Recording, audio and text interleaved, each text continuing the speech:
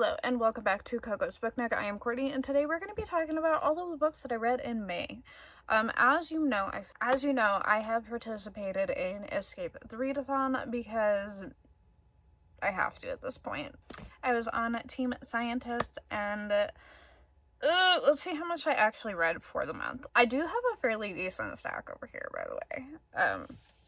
To start off with, I read Messy Strokes by Kelsey Ray. This is book 3 in the Wrecked Roommates series, and I absolutely love this series. I love her books, her writing, everything. If you want cheesy romance with some spice and some tension, read these. 5 stars. And then I went into Dream by the Shadows by Logan Carley. This one wasn't as... I didn't love it as much as I wanted to, but it was still good. And then we have Nightweaver by R.M. Gray. I wanted to like this a little bit more because the copy is gorgeous, but alas, I think I gave it a 3-star. And then I binged Good Girl Complex. This one is... I think it's called the Avalon Bay. There is nothing in here. I think it's called Avalon Bay series or something like that. This is not a part of the off-campus. This is a separate part set over in Avalon Bay. We're following a couple different girls, and in this one we are following Mac. Mac is... unfortunately has to go to college because her parents think that she really needs a college experience and education, but our girl runs not 1 but 2 full websites with staff and the whole 9 yards and makes quite a bit of money off of it. But she is going to Garnet College in Avalon Bay, and she meets one of the local hotties who's also a twin, the Hartley brothers. And her and Cooper just kind of, you know. And then moving on, we have Bad Girl Reputation and The Summer Girl. And I absolutely, if you like off-campus, you will like these. There is mention of Briar U. There is mention of a couple other things from off-campus, but no mention of the actual characters. But if you like her writing, definitely check this series out. And then I also had a NetGalley arc of Sea of Charms, and it was perfection, just like the other two. I absolutely love and adore this series. If you like a cozy good time and you just want something that's not as heavy as an actual fantasy, you just want light cozy fantasy, definitely check out this series. The first book is The Spell Shop. The Spell Shop and The Enchanted Greenhouse are books 1 and 2. Sea of Charms, we are following, I don't even remember her name at the moment, but she runs a little ship, and she's kind of pretty much the person that goes back and forth, hauling stuff on her little boat, and perfect. I loved it. And then I also had Don't Let the Forest In. I actually, like, once I actually got into it, unfortunately, I started this back in December. I lost my library copy, and I've been waiting for it to come back in, and I got it all of a sudden, and I'm like, okay, well, I really need to finish this book. I did remember what had happened before, so I was just kind of, like, thrown back into the story, and, okay, girl, I did enjoy it. It was a good time. Weird time, but a good time. And then I also read Bury Your Gaze by Chuck Tingle. I don't know if this book was for me. I think I gave it a 2-star. It was a little odd, but it wasn't bad. It was just, it kind of dropped you in his inner monologue. I'm just like, you okay, dude? But yeah, there's that one. And then we have Death at Morning House by Maureen Johnson. This is the writer who wrote the Truly Devious series, which I absolutely loved. I still need to read Nine Liars. Don't judge me. I haven't gotten there yet.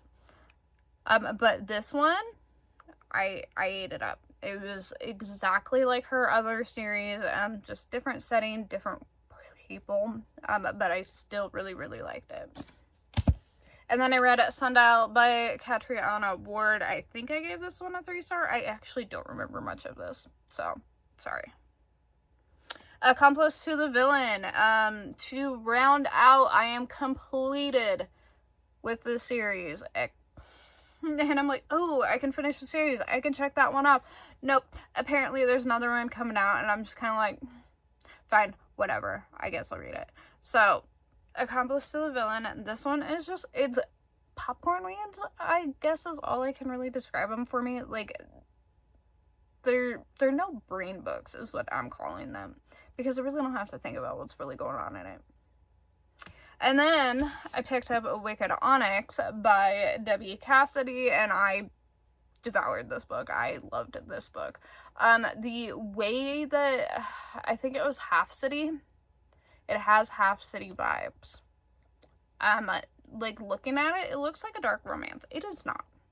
It is not. It's a fantasy. It's a fantasy romance, romantasy, whatever you want to call it. We're in an academy. There's vampires, werewolves, and a couple other things in here. And I loved it. It was a good time. So, go check that out. And then I read The Twisted Ones by T. King Fisher. This one was weird. That's all I have to say. I DNF'd Count My Lies by Sophie Stavat. I have no idea what was going on. She lies. That's all I got. And I kind of had enough. So, that one was DNF. And then I read Chasing Wild by Elliot Rose. Oh, I love this one so much. If you don't like age gap, do not pick this up. I loved it. So, we have Layla, who was dating, I don't remember what the son's name is, but she was dating the son. I don't remember, they broke up. So she drives to go drop his shit off because he won't answer her phone, his phone's off, whatever. So she goes into his small little town, meets this guy, fills her gas tank up because her car declines. She's kind of on hard times. She's struggling at best. And she's like, oh, thank you, whatever. And then she goes up to the house to find the son, and lo and behold, guess who's there? And she's like, I think your son, I guess. I don't know. And he's like, oh, fuck. They have more chemistry than the son did. Like, the dad and her had way more chemistry, and I ate that tension up. And the son, he made me laugh, because at the end, he runs into her, because she becomes a vet, and because the kid's a douche, by the way. He took out loans in her name. They weren't engaged, they weren't married, they were dating, at best. Took out loans in her name and screwed her over. So she shows up to confront him. He's not there. The dad's there. It's winter. They get snowed in. They can't leave. And she's like, well, fuck. I start my internship or whatever for vet school. And he's like, oh, well, I got you covered. We're on a ranch. Just do your stuff here. So she ends up working there for 8 weeks to be able to graduate. And she's working on a rodeo circuit. I'm guessing because the son's a bull rider, or something in the rodeo. And he shows up and he's like, oh, well, my dad's really lonely without you. You should really go get your man. And I'm just like, and yeah, I loved it. But, going into Braving the Storm. So we are following in Chasing Wild, we meet Storm, which is Colton's kind of neighbor. They radio. They have like an actual like radio thing that they use to communicate. And it's one of Colton's friends. So Storm, I think on the other side of the mountain, I don't remember exactly where they are in this little town.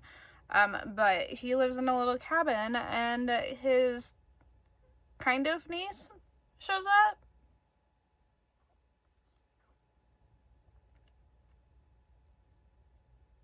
And she just kind of like disappears to Crimson Ridge, and they're not related by blood. They're related by, I think, friendship? I don't remember how that worked. But, like, it wasn't the relationship that really bugged me. It was the fact that every time they were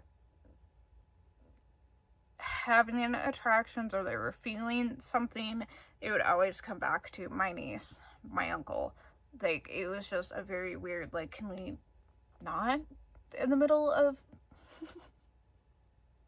like no. So that was in TNF because I couldn't get past that we're calling them this, but they aren't actually related. Like, can we just stop? But yeah, that's where I'm at. Will I continue in the series? Yes. I just will not be finishing this book. I could not.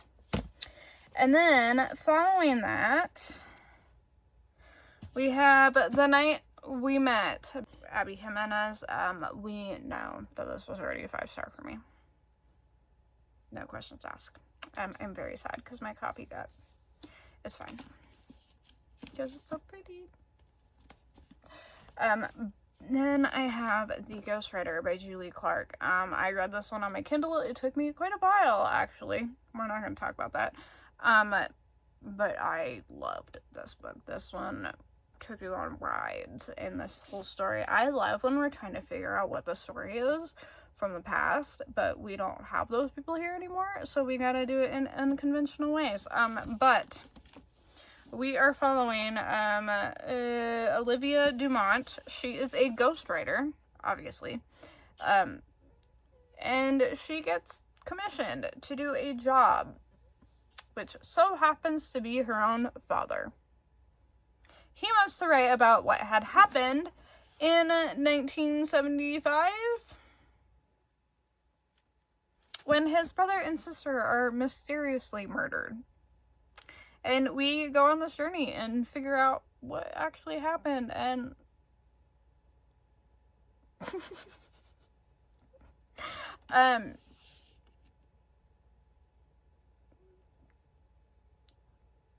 I was not expecting one killer. I was kind of thinking it was one of them. Was another person, which one of the killers,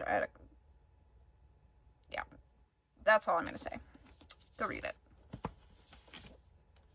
And then after that, I read Adventure is Out There. This is one of the, I think it's the newest Disney Twisted Tales. It's an up version. And if you would like more details on that, go watch my vlog, because I do have some thoughts in there. I also read Japanese Gothic by Kylie Lee Baker, and ooh, what a ride. This one was also talked about in my blog, so head over there. Same with In Her Own League by Liz Tom40. I also talk about this in my vlog, so if you'd like more thoughts, did I give a lot of thoughts? I don't know if I did. 5 stars. 5 stars. I don't think I'm gonna ever give Liz Tom40 anything below a 4.5, honestly. Along with Braving the Storm and Count My Lies, I also DNF'd 56 Days. I just was not feeling it. I just could not get into it. I'm hoping the movie is better because 2 of my favorite people are starring in it, so. I also DNF'd First Down by Grace Briley. This one was, it just felt like a knockoff video. I was into it at first, and then it was just kind of like repetitive. They make a deal, they do this, they do that, and I'm just like, I had to step back for a minute and look at my phone and be like, okay, I am reading this book, right? And then I'm like, no, I can't. I'm like, I can't do this anymore. And then I also DNF'd The Golden Couple by Brooke Hendricks. I was just not paying attention, just not capturing my attention at all. So I DNF'd it. In total, I read 20 books, like finished 20 books. I DNF'd 5, bringing total read for the month 25 books. Not bad. I was not expecting to read 25 books, but I did, unfortunately. I guess it's not unfortunate, but that is all I have for you guys. Drop what your favorite read for May was down below, what team you were on, etc. I want to say it between these 3 were my favorites for the month. Thank you guys for watching. Don't forget to like and subscribe, and I will see you guys in my next video. Bye.